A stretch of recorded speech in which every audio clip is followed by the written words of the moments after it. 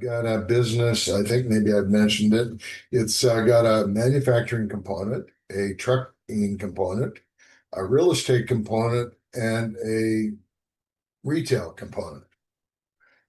And it doesn't have enough revenue to buy all that.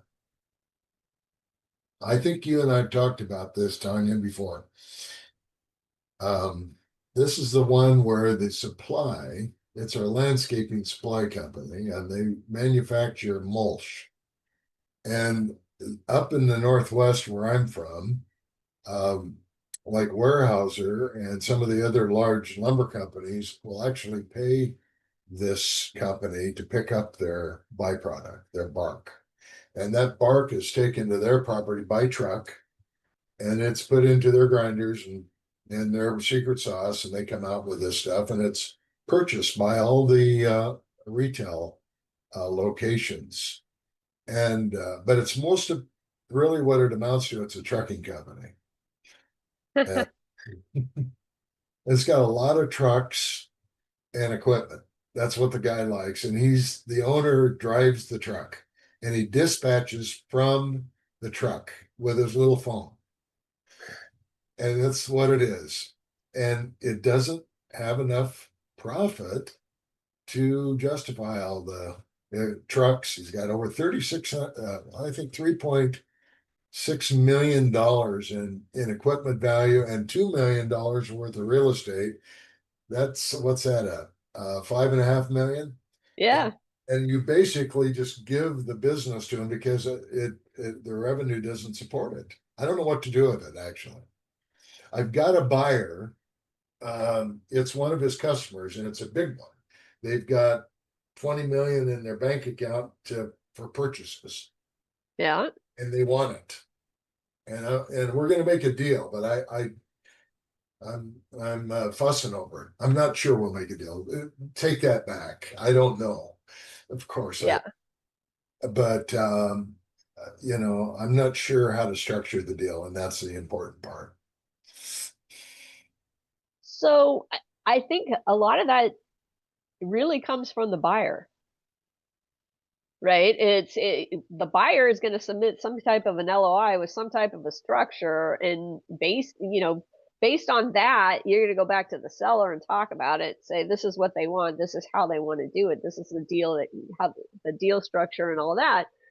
And you can give the seller your opinion of whether it's good, bad, or indifferent. I mean, obviously the real estate has a lot of value, the equipment has a lot of value. So if they come in and they say, well, we're going to give you 5.5 million, and but we want you to carry a note for 3 million of it, seller's probably not going to want to do that.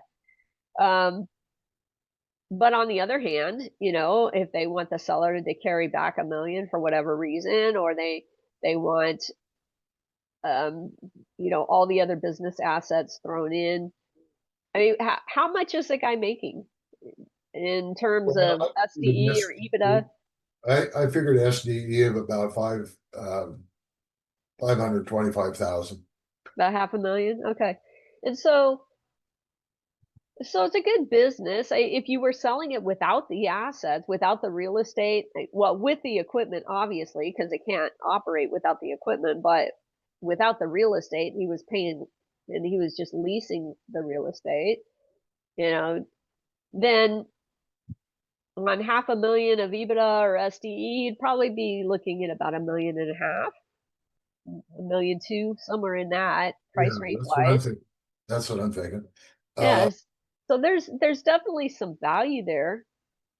oh yeah. Well, he could liquidate, get all this money, right? He could liquidate, and let's say he could get 4.5, 4.75 or 5 million maybe in liquidation. But then the business is not there anymore. And I'm not sure he cares. So I'm with you on this. What I'm trying to get the buyer to do is write an LOI. Yeah. And as soon as he has that LOI, then we've got a starting point. I've had them in the room together. And what I did, it was basically two bulldogs sitting in the room together, both very strong personalities. And I said, well, guys, first of all, I want to hear it from your own mouths. And I pointed to the buyer. Are you a buyer? Are you interested? Are you a buyer? Yes. And I looked over to the seller. Are you a seller? Okay. So we got a buyer and a seller here. All we have to do is figure out how to make the deal work. Yeah. Are you guys willing to do that? And almost immediately, they started arguing about something. And I said, well, that's not the point. They were arguing about the product because remember, the buyer is a customer. Yeah. Buyer was saying, well, you've got too much water in the product. It costs more with the weight because you're selling it by the weight. And your product is too wet. Well, it's time of year, it's wet right now, and so they went, I said, listen, guys, don't conflate the two. That's a whole different issue. Let's just get off of that. You can talk about that offline. But Yeah. what we're talking about here is, so I'm just saying this is what's transpired so far. I'm not trying to be smart or anything. I don't know what'll happen, but Yeah. that's where we're at. I mean, I would probably just focus on working with the buyer right now and just say, hey, look it, if you want to buy, he definitely wants to sell. You want to buy, so let's put something in writing that we can put in front of him, Yeah, and that's let's see where what we're we at. can He structure. wants to do a And site visit. We'll see how that goes. yeah, The seller already has got mad at him and canceled one site visit because of the product thing, a delivery issue, off totally separate. So that's the problem selling to a customer. yeah, that's true. But at the end of the day, I mean, my response to a buyer would be, hey, after you own it, if you want to dry things out and not You have can do whatever you not want, have man. it so wet, then dry it out. It's entirely up to you. You can change whatever process you want.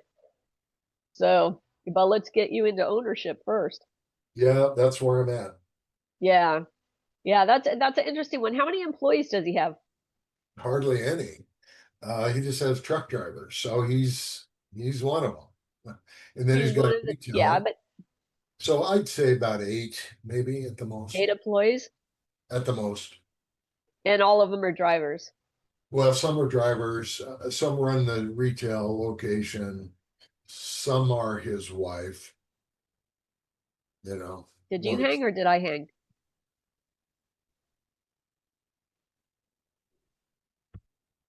I think you were hanging. Okay. Yeah,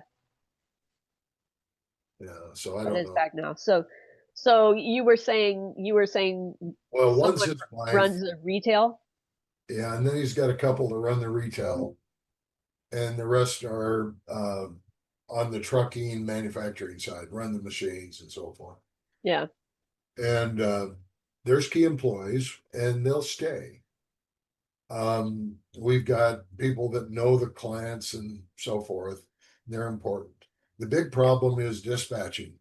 Um, and they have no marketing, zero marketing. They have no website. Um, they have their books. The only thing I've got are tax returns. They've given me some of their in-house books, but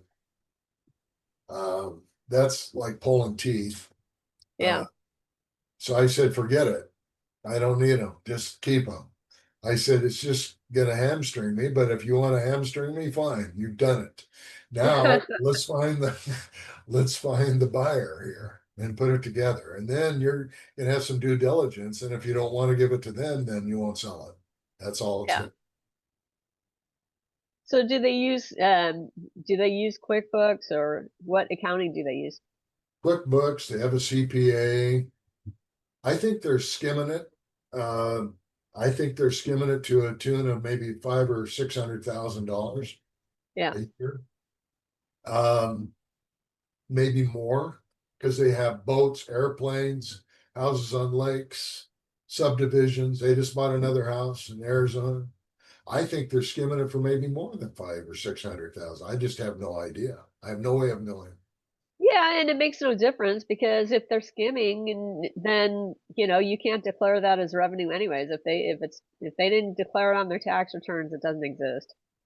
Exactly. So That's the way I look at it. I mean, it just it's costing the seller. He's not going to get as much as he would have for the business Yeah. because his books and records I think aren't clean. the buyer is in the that side of things, and he's been around a lot. I think he knows Yeah, that's him. But that, like you said, it doesn't matter. You know, but I think he'll be willing to pay for the hard assets to get yeah, the business. I think that's why I think he's a good buyer. Because he knows stuff that the business doesn't support. I mean, he just picked up another client. So $1.5 million per year client. His revenue's 3. So it increased to what, 25% or whatever, more, 30%. yeah, Uh, but it's a competitor of this guy. It's Scott's, you've heard of Scott's. yeah. It's a bagging company right here. And they want the mulch is perfect for their bags. They'll put them in the bags, and they're almost across the road.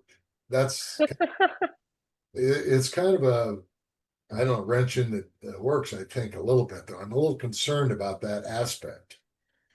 We're not selling that revenue.